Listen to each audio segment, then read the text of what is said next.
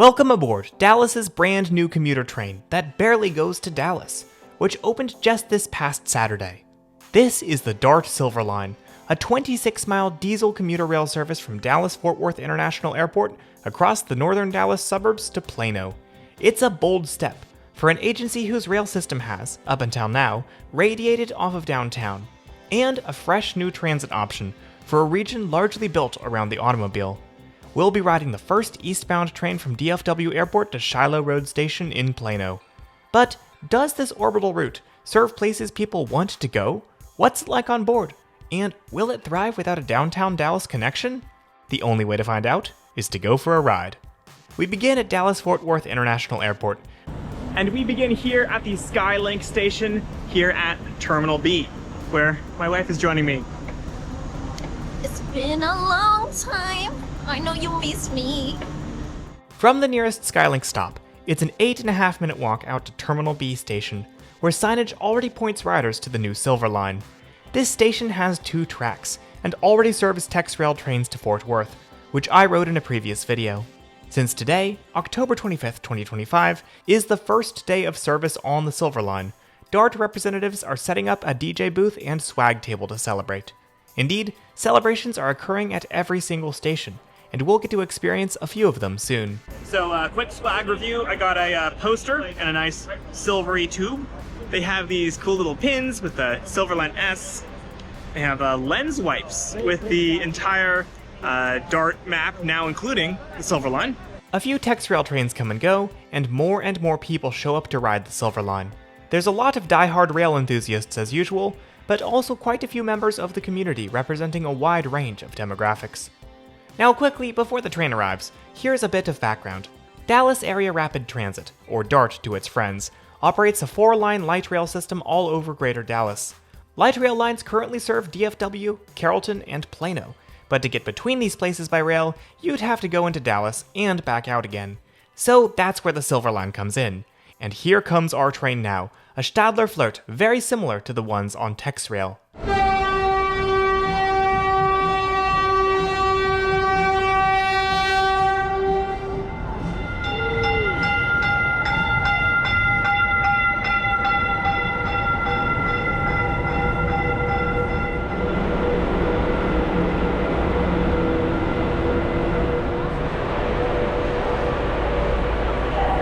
Stepping on board, we get our first look at our accommodations for the approximately 55-minute journey to Shiloh Road Station.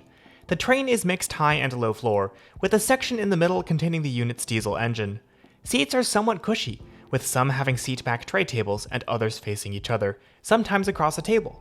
USB-A outlets are available throughout the train, along with racks for belongings. A few wastebaskets can be found by the doors, and overhead displays provide information.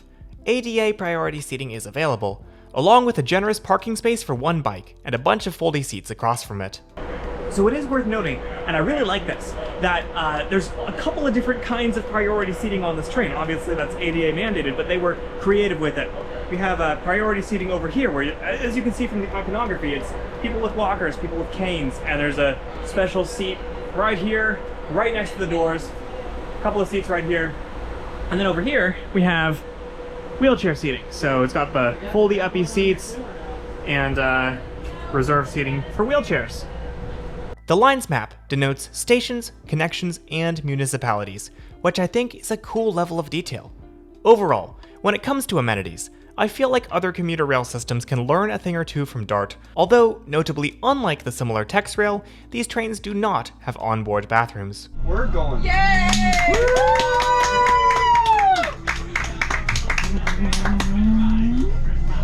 And with that, we are off on the inaugural eastbound journey of the DART Silver Line. We roll north from the airport. For this bit of the line, we're sharing tracks with TexRail, whose train we passed before arriving at DFW North Station. This station has separate Silver Line and TexRail platforms, and DART has already begun celebrations in the parking lot, with food trucks and event tents. Immediately afterward, TexRail curves away to the southwest, and we curve to the northeast. Both lines are joining a right-of-way once belonging to the St. Louis Southwestern Railway, the Cotton Belt to its friends. DART bought the section that became the Silver Line in 1990. Talk about forward thinking. Today, 35 years later, we're the first paying passengers to ride it. Or rather, we would be, but trips today are free. For our next station, we actually deviate off of the original Cotton Belt line to serve Cypress Waters, an exclave of Dallas, whose station serves a park and ride and some mixed-use development. Plenty of people in the community are showing up to take in the shiny new trains. I can't film it because it's on the other side of the trains filling up fast, but let the record state that there is a bouncy castle at the station opening. A bouncy castle! Rejoining the Cotton Belt and cruising through suburbia, we come to our next stop of downtown Carrollton, which features an interchange with Dart's Green Line. Notably, DCTA's A-Train commuter rail to Denton terminates just one stop away at Trinity Mills, and now that the Silver Line is here, there's discussion of extending it down to downtown Carrollton to meet the new service. Our inaugural train is running on the left-hand track, so when we arrive at the station, passengers are waiting for us on the opposite side platform, in front of the old Cotton Belt station building. Eventually, everyone climbs aboard, and we press on, passing the inaugural eastbound train. You know, if I had a nickel for every time I passed Miles in transit on an inaugural train this year, I'd have 2 nickels, which isn't a lot, but it's weird that it happened twice. You'll notice that there are a few freight sidings along this commuter rail system, as the line is still occasionally used by Class 1 railroads and local operators. Coming up next is Addison, a town of 16,000 people. It's here that the Silver Line interchanges with several bus routes, and the area around us looks a bit more walkable. More about that to come. So it is worth noting that every single stop we're making, tons of people are pouring onto the train. People are excited to be on a brand new train. It is standing room only on this Stadler Flirt. Knoll Trail is next after just a few minutes. This station is actually in the far north of Dallas proper. More suburbs and sound barriers bring us to the station for the University of Texas, Dallas. From a current student on board, I learned that a lot of students commute to school, so a train could potentially be helpful there. And there's a lot of international students who, if my own college experience is to be trusted, are more likely not to have their own vehicles. City Line Bush Station sees us pulling up alongside the Dart Red Line. So we just crossed into the city limits of Plano, Texas, and it's here that I would like to give an official apology for calling it Plano in my last Dallas video because my high school Spanish was superseding my local Texan knowledge. I now am here to apologize. This is Plano. It looks lovely. We follow the light rail one stop down the line, where we curve under the now elevated light rail tracks to 12th Street. This station also has infill platforms for the light rail that opened at the same time as the Silver Line. Back on the Cotton Belt, we cover the final bit of ground, passing the Silver Line maintenance facility. Fun fact, these Stadler Flirt trains can hit up to 70 miles per hour and average out at about 29 miles per hour on this line. They also seem to accelerate pretty quickly, at least in my experience. Finally, we arrive at Shiloh Road Station, completing our inaugural run. And my being there was only possible because of you guys, my generous Patreon supporters. I'm gearing up to produce a lot of content for the holiday season, hopefully 2 videos per week.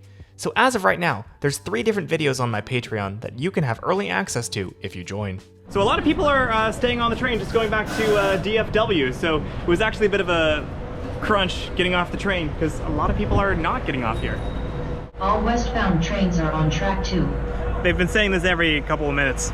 Any case, the word of the day at this station is onomatopoeia, which, if you didn't know that word, it means a word or phrase that's used to represent a non-word or phrase sound. For example, bam, zap, pop, pow. So one thing to note is that the Silver Line stations have these new fare machines for Go Pass tap cards.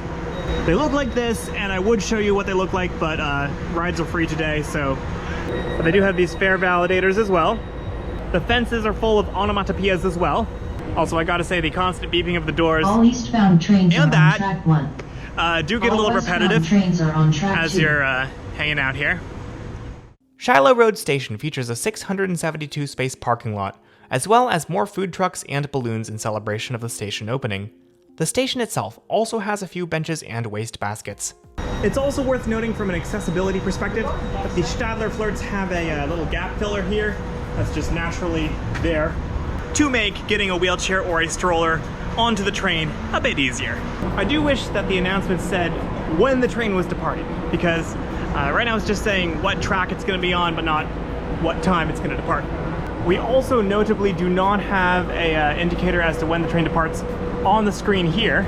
Although keep in mind that today the train is running a special schedule for the opening, so that might not be set up for that.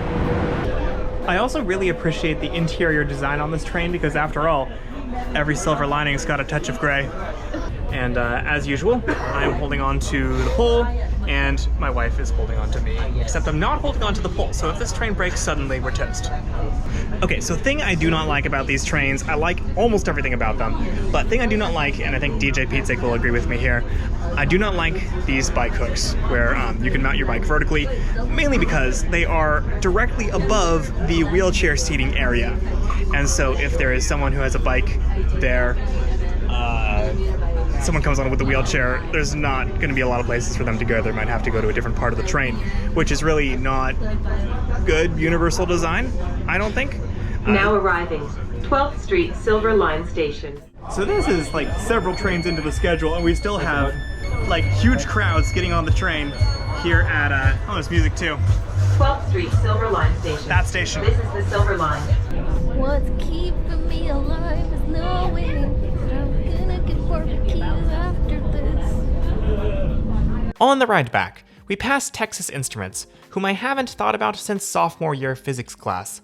For our next station tour, we're off at UT Dallas.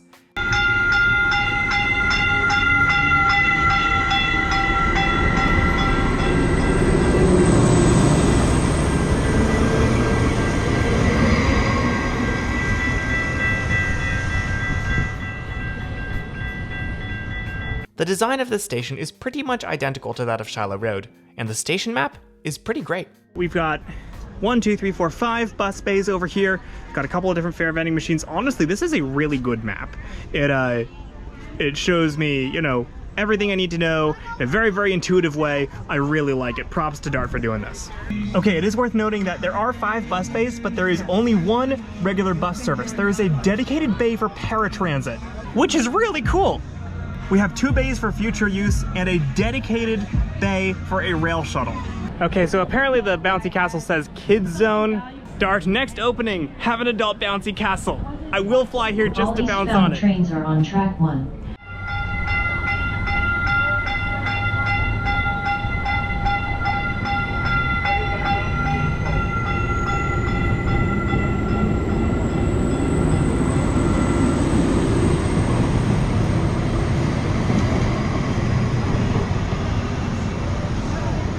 Arriving track 2 in 5 minutes. We actually have the times, we have the announcements. I think that's finally up and running. Very helpful. Update now, it's not saying anything for when the train will come. All eastbound trains are on track 1. Except for that.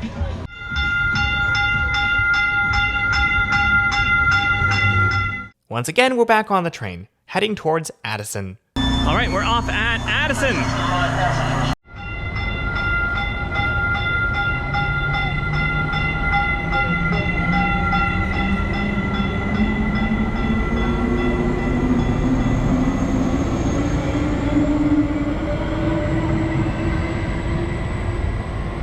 So it is worth noting that while Addison just got rail service today, it has been a bus hub for a long time, as you can see here.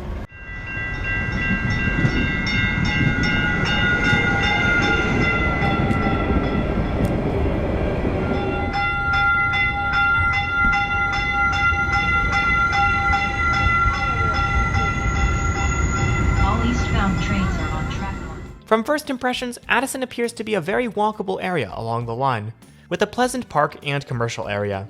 Dart has also set up a swag store at the station. So these little tickets that they're giving out have a bunch of wildflower seeds embedded in them, which is kind of cool. Apparently you can bury this ticket that has the little map on it, and some flowers will grow, so I'll have to try that. So that was the Silver Line, the latest installment in the pantheon of Texas commuter rail systems. Dart has always had a strong lead when it comes to Texas transit, and the Silver Line is yet another step towards comprehensive regional rail coverage. It breaks the mold of downtown to suburb rail journeys in a region that isn't as centralized as your Seattles or your Bostons. And Dart pulled out all the stops to get people to come out and ride the train on its opening day, with great success in my opinion. Hopefully, many of these people will continue riding the service, and they and others will find it useful for their commutes, regional journeys, or airport trips. The onboard experience was about the best you can get on a regional train in the US, and the stations, while simple, had everything they needed. There's Classy Whale. Oh, well, he's filming us going. Oh well. Maybe we'll see him when we come back. But all that said, I'm a little worried for the future of the Silver Line. It strings together medium-sized communities and an airport employing tens of thousands of people in an otherwise spread out and car-centric region. And some stations don't yet have a ton of development around them that you can walk to. I wonder how many people typically travel along this corridor, and how many of those people would be willing to get out of their cars and take the train, or how many of them don't have cars in the first place. Of course, I feel like I'm discounting how big Plano is here. The Silver Line is kind of a commuter rail line for them now. And then there's the frequency. After opening day, which used a special schedule, the Silver Line will run half-hourly at peak times and hourly otherwise, including on weekends. That's fine for a longer commuter train between heavily served points like TRE, where it becomes almost like mini intercity rail, but for a system that essentially augments light rail, that frequency could be a real deterrent. For my East Coasters, imagine if the River Line ran on that schedule. I don't think that would go over very well. Obviously, DART has thought through all of these things. Their team is educated in this kind of analysis and actually paid to do it, and they're still projecting decent ridership. More about that on their website. But as an outsider, these are just some things that I've noticed and am a little concerned about, and I'm interested to see how this new line will play out in the months and years to come. As for right now, I'm taking Kalkidan out for an Ethiopian fusion barbecue date, because surely we can get from the Silver Line to this restaurant by transit, right? Oh shoot.